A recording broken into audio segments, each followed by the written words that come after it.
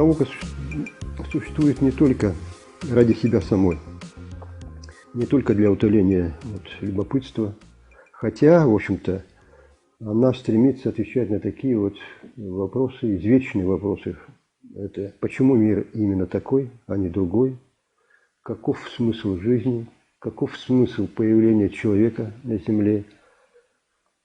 Существуют ли у нас братья по разуму во Вселенной? Каковы границы Вселенной?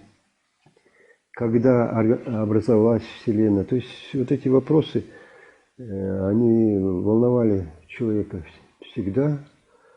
И естественно, что наука должна отвечать на эти вопросы. Но тем не менее, все-таки основная задача науки – это повышать объем объективных знаний об окружающем мире. И как бы вот этим знанием поднимать общество на более высокие ступени развития его. Мне кажется, суть научного поиска в самом научном поиске. Потому что когда человек куда-то движется, куда-то идет, он постоянно совершенствуется. Совершенствуются методы, которыми он этот поиск ведет. Там оборудование, возникают новые теории. По пути эти теории находят свое применение в разработках каких-то конкретных способах и методах, которые улучшают человеческую жизнь. Да? Но это не является самоцелью. А для того, чтобы учить детей этому, это, конечно, нужно поддерживать их творческое любопытство, натуру, свободу творческую поддерживать, как-то привлекать их. И здесь это связано с нравственностью тоже. То есть если мы не будем человеку прививать моральные какие-то вещи, устои, культуру, то есть здесь и культура, как связанная с наукой, такая область человеческого, даже это философия должна осуществлять вот эту связь. То есть видеть сверху то, что ты делаешь. И раньше это был Бог, да, он как бы связывал все это, но сейчас для нас это некое устремление вселенское, космическое, которое позволяет посмотреть сверху на все это и видеть, что ты делаешь плохое, что-то. Зачем это делать? Зачем стремиться к тому, что не соответствует человеческой природе, стремлению к истине. Научный поиск – это стремление к истине. А если можно истину назвать Богом, то это стремление к Богу фактически. Поэтому я считаю, что нарицательное наименование Бога должно оставаться. Даже была поправка в Конституцию, но там Бог, конечно, церковный присутствовал, имелся в виду. Но если мы какое-то введем понятие, соответствующее Богу как истине, стремление к истине нигде у нас не зафиксировано, даже в Конституции даже. Но ведь это основная цель существования человека – стремление к истине. Но она везде сейчас попирается отсутствием тех моральных законов, исчезновением нравственности. А у нас, получается, основная цель – это деньги. Прибыль, деньги и человеческая жизнь – ничто. Вот это должно быть искоренено полностью. На мой взгляд, так. Как ребенок, маленький ребенок, 3, 4, 5 лет, 6 лет, дошкольник, познает мир? Прежде всего, он познает на основе следующего. Значит, им правит любопытство. Если нет любопытства, ребенок познавать мир не будет. Это, немножко другие вещи, там некоторые патологии, об этом сейчас не хочу говорить. Да? Значит, любопытство, прежде всего, любопытство и интерес. Правильно? И как ребенок начинает познавать мир? Вот, допустим, огонь, свечка, да?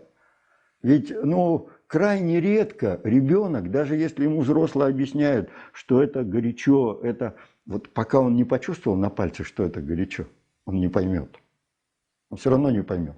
То есть, ребенок начинает познавать мир на основании того, что ему любопытно и интересно, и путем проб и ошибок, скажем так. Да? Вот на самом деле научное творчество, оно ведь действительно сродни тем стимулам и тем способам, которыми маленький ребенок познает мир. То есть научный поиск включает в себя следующие стадии. Человек столкнулся с чем-то необычным, не укладывающимся в бытовое сознание. Или перед ним поставлена некая практическая задача, которую он изначально не знает, как решить. Что делает человек? Ну, мы будем сейчас говорить о человеке разумном, естественно. Человек начинает формулировать некую рабочую гипотезу. То есть, что это такое? Это предположение, что же это может быть. Или как решить эту задачу. Дальше. Человек ставит эксперимент по проверке этой своей рабочей гипотезы. Эксперимент может быть мысленный, в виде математической модели или в виде натурного, как говорят, эксперимента. То есть эксперимента, вот поставленного, значит, с вещественной формой материи, так будем говорить. Дальше. Получает некий первичный результат. Он сравнивает этот полученный первичный результат с ожидаемым в рамках его рабочей гипотезы. В чем-то результаты первого эксперимента, первого уровня эксперимента не укладываются в эту рабочую гипотезу. Исходя из этого, человек начинает ее модернизировать, изменять. При этом возникают следующие вопросы, для ответа на которых надо ставить уже более уточненный эксперимент. Опять же, повторяю, это может быть мысленный, мат-моделирование, это может быть натурный эксперимент и так далее.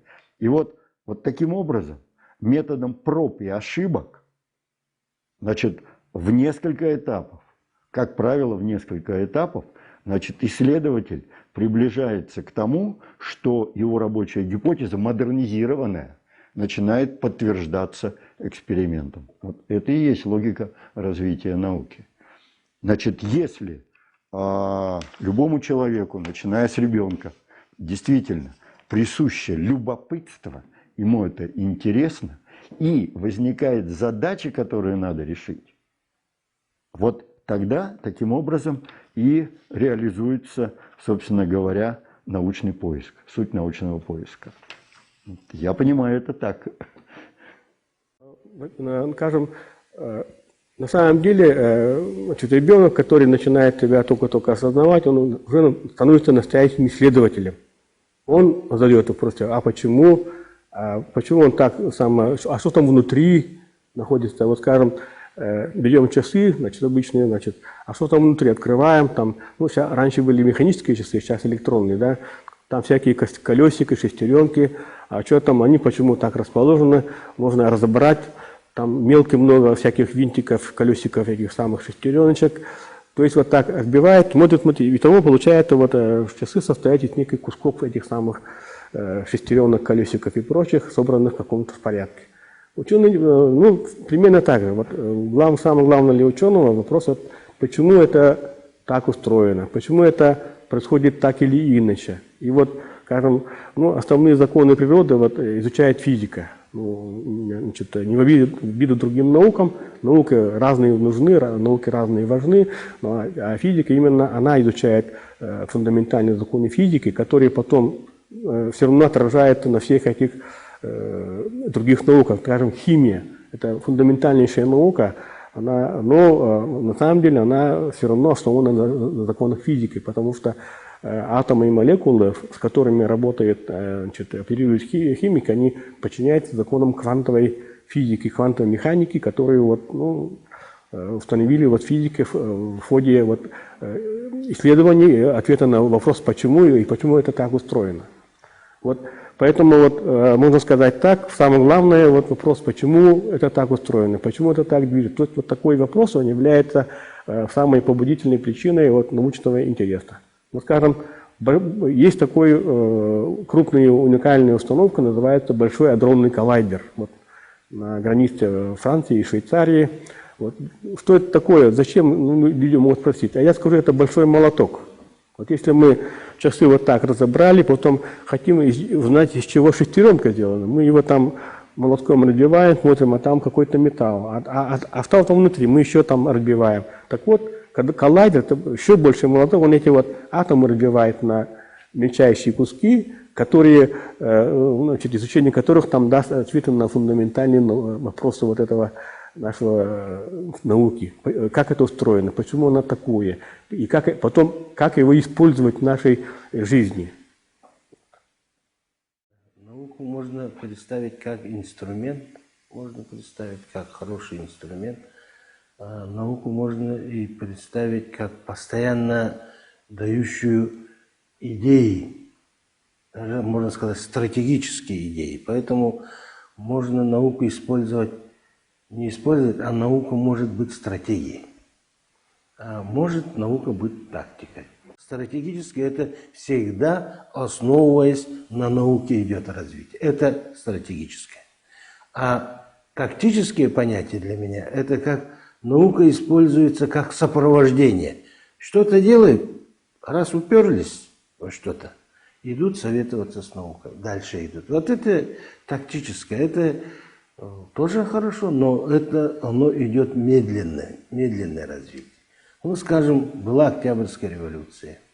Мы это знаем, да, из истории. Был вождь такой Ленин, Владимир Ильич, Иосиф Виссарионович Сталин. И за короткое время страну, Советский Союз, до таких масштабов подняли. Практически Сталин принял страну сухой, а оставил страну с атомной бомбой. Это же благодаря тому, что у него была стратегия наука. Он опирался на науку все время. Научный подход везде у него. Вот поэтому наука как бы на науке управлялось все. А можно тактически, не таким методом, а где нужно только использовать науку. Тогда темпы медленные, больших изменений не происходит, поэтому как быть? Но сейчас можно даже сказать, мы только начинаем тактически использовать науку. Тактически, или даже не используем. Вот. Поэтому для молодежи, как молодежи может пойти наука, если ее нет науки? Не стратегически точно нет науки. А вот тактическая наука, она в задворках начинает где-то использоваться и так далее. Вот так вот. Поэтому молодежь пойдет в науку, когда она наукой будет управляться все процессы. Тогда научная деятельность, она востребована становится. Почти на первом плане медицинская наука, биологическая наука, физическая наука, математическая наука. Об этом вообще не надо говорить. Математическая наука везде присутствует. Химическая наука, сельскохозяйственная наука. Вот. Поэтому во многом все зависит, да, от того, как науке подойти. Если наша страна захочет быть лидером в мире, то науку будет использовать как стратегию. Без молодежи никак не обойдется. Везде нужны научные кадры. Мы же помним, даже научный коммунизм был. Утопия, говорим. Это не утопия. Научный социализм. Это утопия, не утопия. Не утопия. Сейчас эти вопросы-то возникают везде, мы читаем. Октябрьская революция произошла. Советский Союз начал жить без эксплуатации, без частной собственности, на средства производства, на все. И в результате все было обобществлено, все общественное. И в результате люди творили все на общество. И увидев это, капиталистические страны поняли, что если они будут эксплуатировать настолько сильно население, то у них без революции не обойдется. И социальный подход начался. Социальный подход. Это значит зарплаты повышать, разницы между, скажем, капиталист, владелец фабрик, заводов, они уже по-другому смотрели на трудящееся население. И возьмем, например, деятельность этого Бисмарка, великого Бисмарка, канцлера. железного канцлера, это уже сколько, 150 лет назад человек жил. А все, что сделал он, до сих пор в Германии действует. Это пенсионные, это социальные выплаты, поддержки. Все до сих пор действует и работает. Это же был научный подход. Хотим, не хотим, но Бисмарк всегда с учеными, всегда советовался с ними. Он научно свою жизнь прожил. Он более 3000 статей выпустил, только научных статей. Вот. Поэтому наука или стратегия, наука или тактика, или нету науки вообще. Нету. Если нету ни стратегии, ни тактики, если нет ее, не то, что молодежь не пойдет, а не будет и экономики. Все начнет сыпаться, пропадать. Поэтому все-таки наука – это определяющее. Не только звено, а стержень развития человеческого общества. Оно будет усиливаться. И стратегическое место науки, оно будет неизбежно. Кто будет стратегически использовать науку, тот будет всегда на коне.